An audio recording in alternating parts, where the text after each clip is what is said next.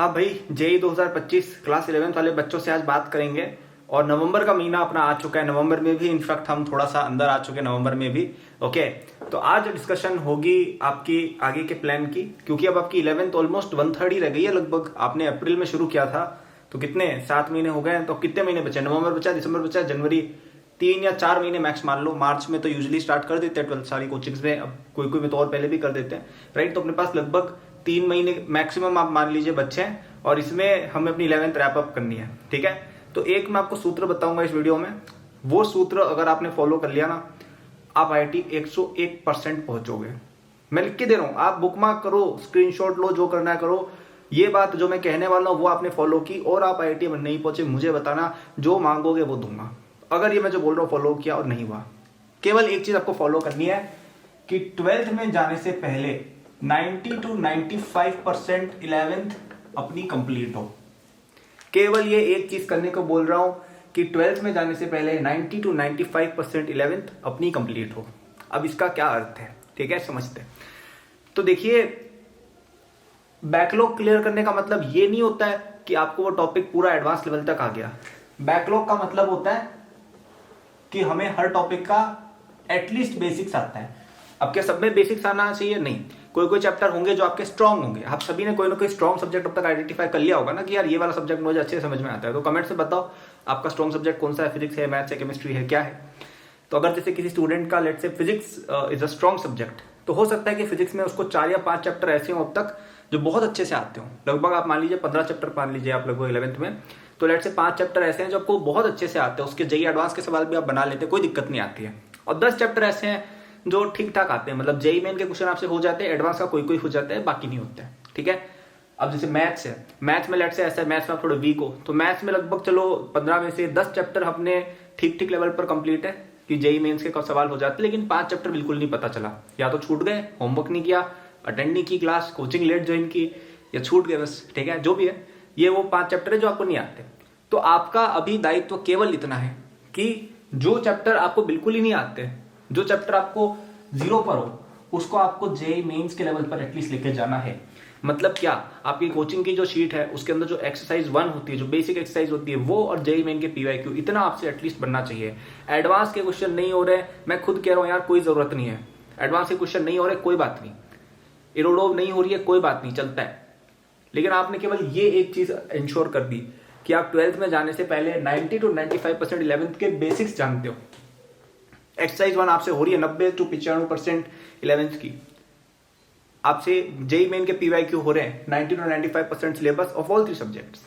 अगर ये हो रहा है, आप सेलेक्ट हो जाओगे IIT में, प्रोवाइडेड कि आप 12th में डिसिप्लिन रहते हो। अब ऐसा नहीं होना चाहिए कि अच्छा अभी तो आपने 90-95% कर लिया 2-3 महीने में, फिर आपने बोला अच्छा आपने तो बोला था कि जेईई में सिलेक्शन हो जाएगा, मैं अपने 12th में पढ़ना छोड़ देता हूँ।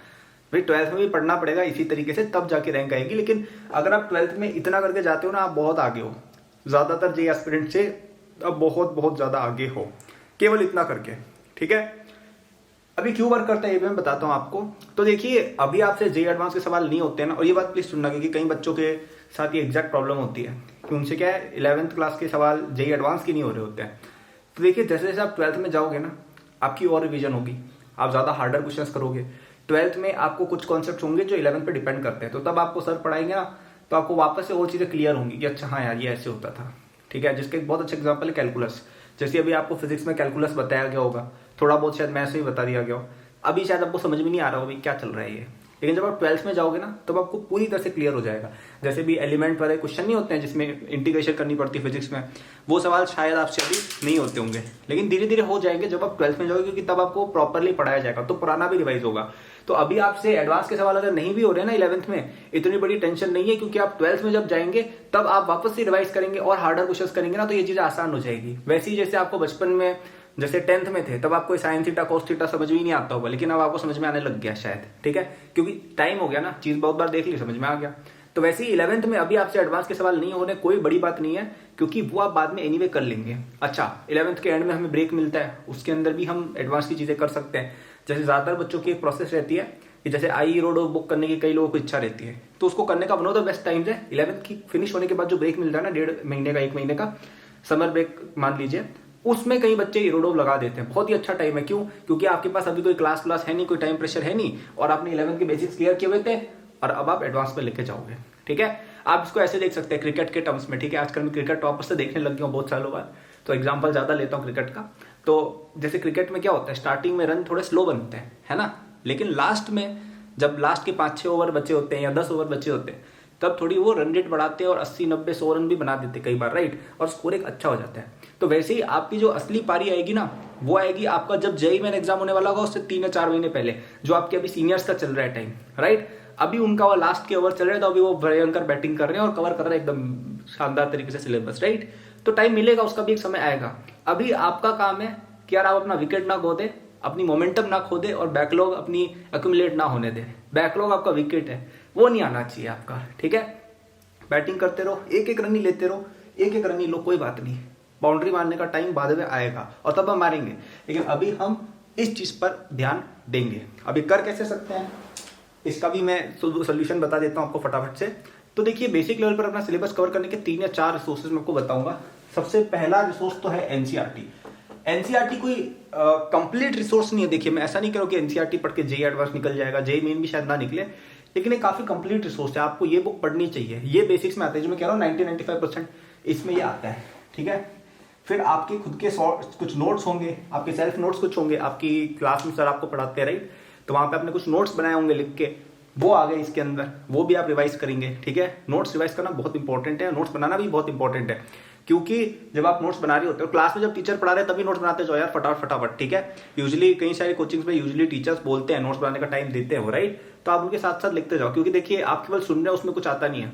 आप अगर नोट्स बना रहे ना, तो उसमें आप सुन भी रहे, आप लिख भी रहे, आप देख भी रहे, तो सारे सेंसेस कहीं ना कहीं अपने एक्टिवेट होते हैं। ठीक है, और आप फिर जाके नोट्स को पढ़ोगे भी, तो रीडिंग भी हो रही है। प्लस अगर आपके टीचर ने कोई अजीब सा पॉइंट मेंशन किया जो बुक्स वगैरह में नहीं होता, क्योंकि कई बार टीचर्स ना बहुत सारे पॉइंट्स बताते हैं क्लास में, अच्छा ये चीज आप एक ध्यान रख सकते हो, तो वो आप फटाफट से मार्जिन में लिख सकते हो। ये सब छोटी छोटी चीजें बहुत मैटर करती है, राइट, तो आप नोट्स पे रीड कर सकते हो। फिर आपकी कोचिंग की exercise 1 plus PYQ of JEE main. ठीक है, ऑप्शनल क्या है वो मैं बता देता हूं। ऑप्शनल है एक्सरसाइज 2। एक्सरसाइज 2 कौन सी होती है, जो हार्ड वाली एक्सरसाइज होती है अपनी कोचिंग में, वो, और एडवांस के सवाल ये आपके लिए ऑप्शनल है, और बुक्स भी आपके लिए ऑप्शनल है। अब अगेन इसको बहुत लोग नेगेटिव तरीके से ले लेते हैं। क्या मैं ये कह रहा हूं कि आपको बुक्स करनी नहीं है, आपको एक्सरसाइज 2 करनी नहीं है, एडवांस का क्वेश्चन करनी नहीं, मैं ये नहीं कह रहा हूं। आपको अगर टाइम मिल रहा है आपको करना है, और यही असली प्रिपरेशन है। लेकिन अगर कोई ऐसा बच्चा है जो ये नहीं कर पा रहा है, लेट्स से उससे इतना ही हो रहा है, उससे हो ही नहीं रहा एडवांस के सवाल, बहुत ट्राई मारा लेकिन उससे हो ही नहीं रहे, 20-30% ही होते हैं, तो आपको इतनी टेंशन नहीं ले रही, क्योंकि एज लॉन्ग एज आपका ये टारगेट फुलफिल्ड है ना, आप जेईई निकाल लोगे, गारंटीड निकाल लोगे, क्योंकि टाइम मिलेगा और आप बिल्कुल करोगे। ठीक है, और अगर आपको इसको करने का एक और बहुत ही बेहतरीन रिसोर्स चाहिए, तो मेरा जेईई 2025 कोर्स पे आपको एक बार वापस से हम डिस्काउंट लेके आए हैं। कई बच्चे बोल रहे थे कि काफी टाइम से 2025 पे आप डिस्काउंट लाए नहीं हो, 24 वालों के लिए लाए हैं। 3 दिन तक चलेगा, आज है 6 तारीख, राइट, तो 6, 7, 8 तारीख की रात तक आपको केवल 5,000 रुपए 4,999 में पूरे 2 साल का जेईई 2025 का कोर्स मिल जाएगा। ठीक है, बहुत ही सही रेट है। इतने रेट में 2 साल भाई कोई नहीं पढ़ा रहा है। इसके अंदर आपको मेरे भी लेक्चर्स हैं इंक्लूडेड, जिसमें मैंने आपको सब कुछ कवर किया हुआ है। आपको इसमें test series, lectures, DPPs with solution, everything you will get. ठीक है, बहुत ही शानदार चीज है, आप इसको लीजिएगा, डिस्क्रिप्शन में जाके वहां पे पढ़ लेना क्या क्या डिटेल्स वगैरह है। बाकी तो तुमको पता ही है यार, यहाँ तक वीडियो देख रहे हो तो तुम्हें मेरी बातें पसंद आ रही होगी। इसके अंदर हमने और ज्यादा बातें की, अच्छे से पूरा पढ़ाया भी आपको, राइट। तो डिस्क्रिप्शन में जाओ, वहां पे आपको लिंक मिलेगी, फर्स्ट लिंक पे क्लिक करना, वहां पे पेज खुलेगा, उसमें आप पेमेंट करना। 5,000 रुपए की ऑनलाइन पेमेंट है, नेट बैंकिंग, यूपीआई, किसी से भी कर सकते हो यार, बहुत ही आसान है, बहुत सारे तरीके हैं। इवन ईएमआई का ऑप्शन भी शायद उसमें इनेबल्ड रहेगा, अगर किसी को ये वाले पैसे देने में भी दिक्कत हो रही है। फिर आप पेमेंट करेंगे तो आपको ऑटोमेटिक आपके ऐप के अंदर या आपकी वेबसाइट के अंदर कोर्स अपना दिख जाएगा, उसको आप पढ़िए आराम से। आपके जेईई एडवांस 2025 तक कोर्स चलेगा, कोई वैलिडिटी, मंथली पेमेंट कुछ नहीं है, सिंगल वन टाइम पेमेंट है। लेकिन ये प्राइस हम दे पाएंगे केवल 3 दिन, वापस से फिर 10,000 का हो जाएगा। फिर मत बोलना कि सर आप महंगा कोर्स बेचते हो, आप हमारे बारे में सोचते नहीं। सोचा है, एडवांटेज लो। ठीक है, डिस्क्रिप्शन में जाके अभी 8 तारीख रात तक। तो ये थी मेरी बात कि 11th के एंड तक आपने केवल ये चीज भी फॉलो कर ली कि मेंस लेवल का आपको 90-95% 11th आ गया, आप आईटी निकाल लोगे, प्रोवाइडेड 12th में मेहनत करनी छोड़िए। थैंक यू फॉर वॉचिंग यार, good luck, all the best, मचाते रहो।